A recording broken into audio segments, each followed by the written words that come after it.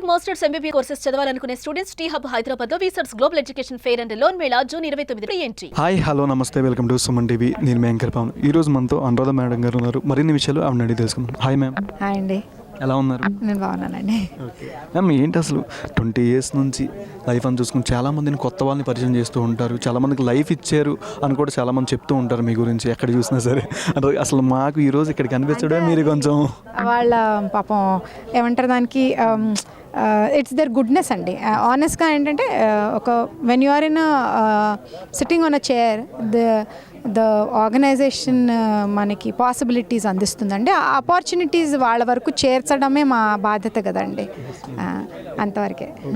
అసలు ఎలా మీరు ఒక స్టోరీని కానీ ఓటీటీ రిలీజ్ చేయాలంటే విరాటపాలెం కానీ రెక్కీ కానీ ఒక్కో ప్లాట్ డిఫరెంట్ కాన్సెప్ట్ని ఎంచుకుంటున్నారు. ఎంచుకునేది కూడా సక్సెస్ఫుల్ అవుతుంది. ఎక్కడ ఏది డిజాస్టర్ కానీ ఫ్లాప్ అనేది లేదు.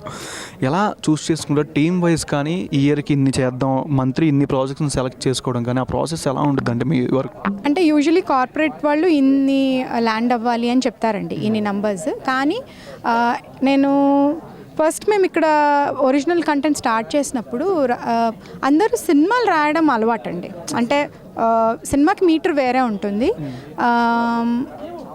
ఒరిజినల్ సిరీస్కి డెప్త్ ఎక్కువ కావాలి, నేటివ్గా డెప్త్ ఎక్కువ కావాల్సి వస్తుంది. సో అప్పుడు రైటర్స్ ఎక్కువ మంది లేరు. కానీ ఇప్పుడు చూస్తే లాస్ట్ 2 yearsలో ఫస్ట్ మేము రిజెక్ట్ చేసిన స్క్రిప్ట్ వాళ్ళే మల్టిపుల్ అటెంప్ట్స్ చేసుకుని ఫైనలైజ్ చేసుకున్న వాళ్ళు ఉన్నారండి. 2 years ఆఫ్ రైటింగ్ పెట్టిన వాళ్ళు ఉన్నారండి. సో చాలా కొత్త రైటర్స్ వస్తున్నారండి.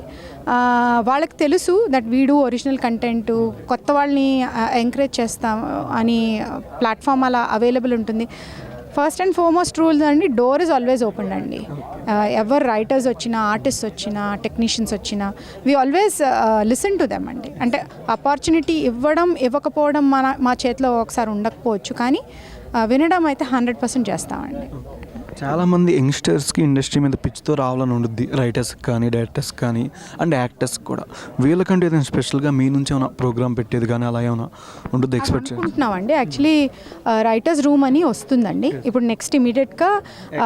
ఈ కపుల్ ఆఫ్ వీక్స్లో మేము కొన్ని ప్లేసెస్లో వీ హ్యావ్ సెలెక్టెడ్ అండి.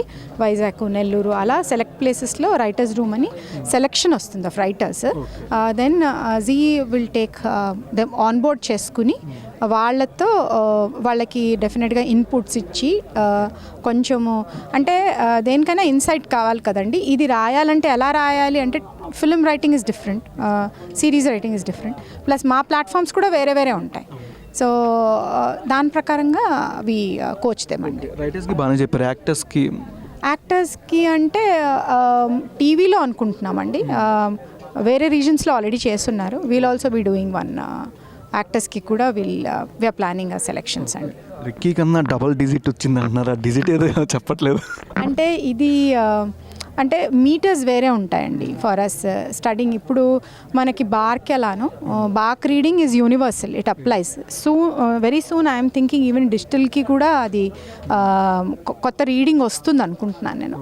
Will be making it available అండి వెరీ సూన్. కమింగ్ ప్రాజెక్ట్స్ ఏమన్నా నెక్స్ట్ వచ్చేది ఒక మోతుబారు లవ్ స్టోరీ అని, తెలంగాణ బేస్డ్ ఒక లవ్ స్టోరీ అండి. It's set in Karimnagar.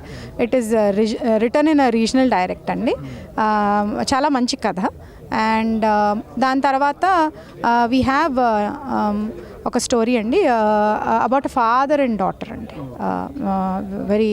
Very interesting story, followed by another story called Nayanam ani, with lot of young writers and young teams also.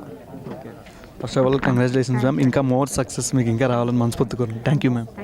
Suman టీవీలో మీ personal and business promotions కోసం కింది నెంబర్కి contact చేయండి.